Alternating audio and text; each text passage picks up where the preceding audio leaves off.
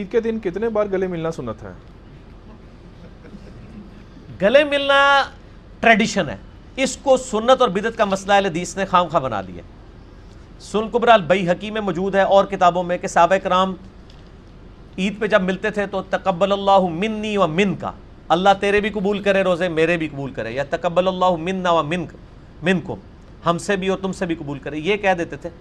گلے جتنی بار مرضی ملے جی، سب سے پہلے ان کو گلے ملے جڑے تانوں سب تو پیڑے لگتے ہیں، پھر منا کہ تانوں کے گلے مل دیو کہ نہیں، صلہ رحمی کریں، ٹھیک ہے نا۔ عید کے عید والے دن تو ملے نا، تو یہ ٹریڈیشن ہے، گلے ملیں۔ اچھا گلے ملنے کو تو سارے بدعت کہتے ہیں، عیدی کو کوئی بدعت نہیں کہتا، یہ کون سی سنت ہے؟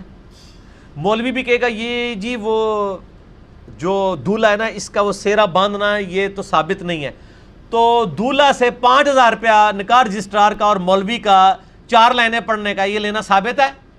نہیں، تو اے تو کدے نہیں کیا بدعت ہے، دونوں ہی جائز ہیں، یہ ٹریڈیشنل ہے، ٹھیک ہے۔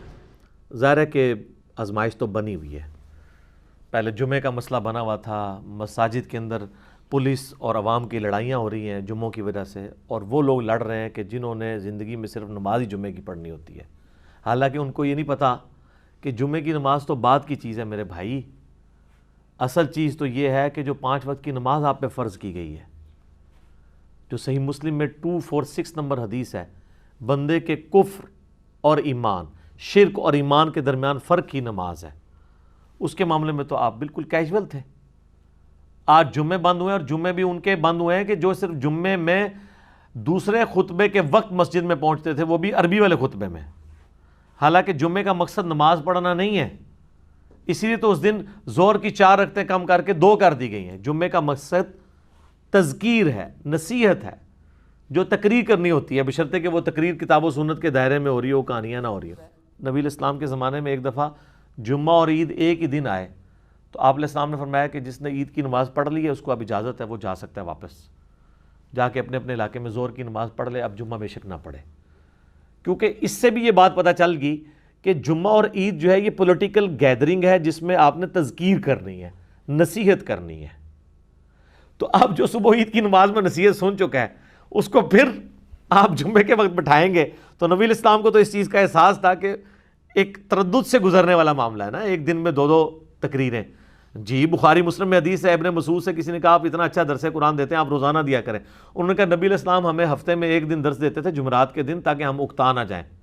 تو اگر نبی علیہ السلام ہمارے بارے میں سوچتے تھے ہم اکتا نہ جائیں، تو تم مجھے ہی مشورہ دے رہے ہو، جس طرح لوگ مجھے بھی مشورہ دے رہے ہوتے ہیں، تو ہم نے بھی اس لیے ہفتے میں 1 دن ہی رکھا ہوا، یار 1 دن ہی بہت ہوتا ہے، ٹھیک ہے۔ تو لہٰذا وہ جو جتنی وعیدیں جمعے کے بارے میں ہیں، لوگ جس طریقے سے چوری چھپے جمعے پڑھ رہے ہیں، اب تو خیر تھوڑا انہوں نے ریلیکس کر دیا ہے، وہ 6 فٹ کے فاصلے کے اوپر کر کے انہوں نے جمعے شروع کیے ہیں، تو اب ظاہر عجیب سی صورتحال بنی ہوئی ہے۔ اب احادیث کے مطابق تو یہ نماز نہیں پڑھ رہے، وہ صحیح بخاری میں 725 نمبر حدیث ہے کہ نبی علیہ السلام یعنی جب صفوں کو سیدھا کرواتے تو صحابہ کرام کہتے ہیں ہم پاؤں کے ساتھ پاؤں ملا لیتے تھے۔ تو چلے حنفیوں کو تو مسئلہ نہیں ہے، وہ پہلے 1 فٹ پہ کھڑے ہوتے تھے، اب وہ 6 فٹ پہ کھڑے ہو گئے ہیں، اینڈ رزلٹ تو وہی ہے ان کا کہ وہ پہلے بھی خلاف سنت پڑھ رہے تھے۔ اہل حدیث کے لیے مسئلہ بنا ہوا ہے۔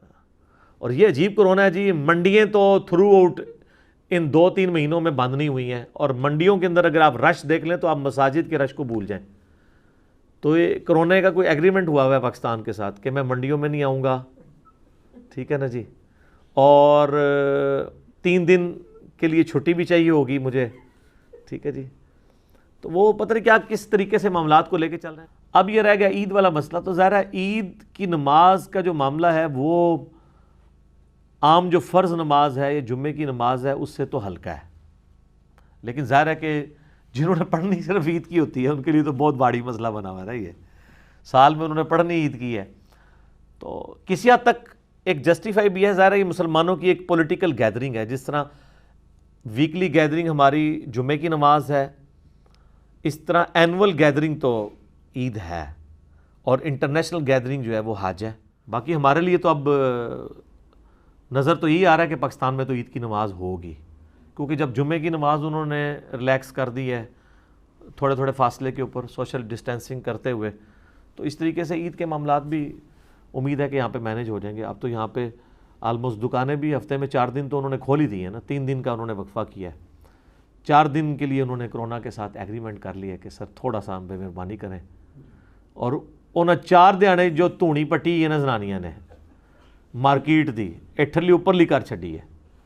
تو بلکہ وہ اس دن میں ایک ٹی وی اینکر کی بات سن رہا تھا, مجھے بڑا مزہ آیا. اس نے کہا ہم تو بچپن سے سنتے تھے کہ جان ہے تو جہان ہے, لیکن جب سے یہ لاک ڈاؤن کھلا ہے نا, جس طرح لوگ عید مل رہے ہیں نا ایک دوسرے کو, تو اب لگا کہ جہان ہے تو جان ہے. تو یہ آپ دیکھ لیں جس طریقے سے اگر کسی کو مجبوراً مارکیٹ میں جانا پڑ جائے اس کو تو وہ پریشان ہو جاتا ہے کہ یار میں یعنی ادھر سانس کیسے لوں.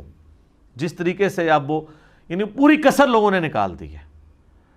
ویسے تو ایس او پیز انہوں نے دے دی ہیں, لیکن کون فالو کرتا ہے؟ اتنے زیادہ رش میں کہاں پہ چیزیں فالو ہو سکتی ہیں. باقی اس حوالے سے سب سے بڑی جو آزمائش جو بنی ہوئی ہے نا ہمارے لیے, تو وہ تو بچے بنے ہوئے ہیں جی, سیدھی سی بات ہے. میں نے تو اپنی وائف سے کہا ہے کہ آندہ سے اسکول والے کچھ نہ بھی پڑھائیں, صرف 7-8 گھنٹے کے لیے ہمارے بچوں کو اسکول رکھ لینا, تو ہم اتنی فیس ان کو دینے کے لیے تیار ہیں کہ یار یہ تم لوگوں کی ہمت ہے, ان کے 7-8 گھنٹے ان کو یہاں پہ گزرواتے. بچوں کے اندر انرجی اتنی ہوتی ہے, ایگزاسٹ ہی نہیں ہوتی. ایک بچہ, آپ پوری فیملی ایک بچہ سنبھال کے پھرتی ہے, آپ پتہ ہے ایک بچہ, اور جب بچے زیادہ ہوں تو پھر آپ کے لیے کتنی آزمائش ہے. تو اس میں ویسے کئی ایک چیزوں کی قدر آئی ہے ہمیں یہ کرونا والی ایکسرسائز سے. سب سے پہلے مجھے تو اسکول کی قدر آئی ہے کہ اسکول کتنی بڑی نعمت ہے. یعنی پہلے تو ہوتا تھا صحیح پڑھا رہے ہیں غلط پڑھا رہے ہیں, بھائی کچھ بھی پڑھا رہے ہیں. مہربانی ہے کہ انہوں نے 7-8 گھنٹے جو بچے رکھے ہوئے ہیں نا, گھر میں سکون ہے اس حوالے سے کہ وہ وہاں پہ اپنی انرجی ایگزاسٹ کر کے آتے ہیں, تھکے ٹوٹے آتے ہیں, تو پھر آ کے 2 گھنٹے سے سو جاندے ہیں. آپ تو جناب وہ صبح اٹھتے ہیں ان کو رات کو 12 بجے تک بھی مارتے تو سوتے نہیں ہیں. ٹھیک ہے, ان کو ٹینشن ہی کوئی نہیں. جس طرح چھٹی والے دن جلدی جلدی اٹھ جاتے ہیں, تو اب تو ویسے ہی روزانہ ہی چھٹی ہے جو ہے وہ. بلکہ وہ رات کو میری وائف مجھے ایک وہ دکھا رہی تھی پوسٹ نا, تو اس میں اس کا مفہوم کچھ یوں تھا کہ یہ بھی جو اس طرح کی سچویشن بنی ہے تو کئی لوگوں کے ساتھ یہ مسئلہ بن گیا کہ جانو جو ہے وہ جانور بن چکا ہے. یعنی وہ وائف اپنے خاوند کو اگر جانو کہتی ہے نا, تو وہ جانو اب جانور بن چکا ہے, اور کیوٹی جو ہے وہ کتی بن چکی. جس کو پہلے وہ کیوٹی کہتا تھا نا, رومن ہی تھے سپیلنگ ملتے جلتے ہی بنتے نا. تو سر یہ کرونا میں یہ بھی ہوا ہے کہ کئی جانو جانور بن گئے ہیں اور کئی کیوٹی جو ہیں وہ بن گئی ہیں. تو بہرحال جی اللہ تعالیٰ اس آزمائش سے انسانیت کو نکالے. بریلوی حضرات میلاد شریف کے موقع پر ایک شعر پڑھتے ہیں جو اپنے 2 مرتبہ دہرایا آگے. ہاں جی, اور گستاخی کا فتویٰ بھی لگاتے ہیں یہاں پہ. نثار تیری چہل پہر پر ہزاروں عید ربیع الاول, سوائے ابلیس کے جہاں میں سبھی تو خوشیاں منا. یعنی سوائے لال رومال والوں کے. واقعی ٹھیک ہے یہ بات. اچھا ہاں جی, پھر آگے کڑو. یہ کیا ٹھیک ہے گستاخی کا فتویٰ لگانا؟ بہت غلط فتویٰ لگا رہے ہیں صاحب, اور یہ اتنے ڈرپوک ہیں اس طرح کے مسئلوں میں کہ فضائل اعمال کے اندر عرض کر دیں انجینئرنگ بھی تھوڑی بہت کرنی چاہیے نا. فضائل اعمال میں صحابہ کرام کی جو ایک کمٹمنٹ کے اوپر جو واقعات انہوں نے نقل کیے نا, اس میں یہ بھی واقعہ نقل کیا ہے کہ نماز میں ان کی کیا کنسنٹریشن ہوتی تھی. یہ واقعہ انہوں نے ابو داؤد سے نقل کیا کہ جی وہ تیر لگتے رہے اور وہ نماز پڑھتے رہے.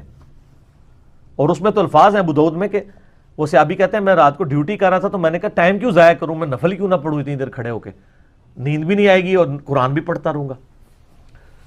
چونکہ انہیں پتا تھا قرآن میں کیا ہے, عربی ان کی زبان تھی.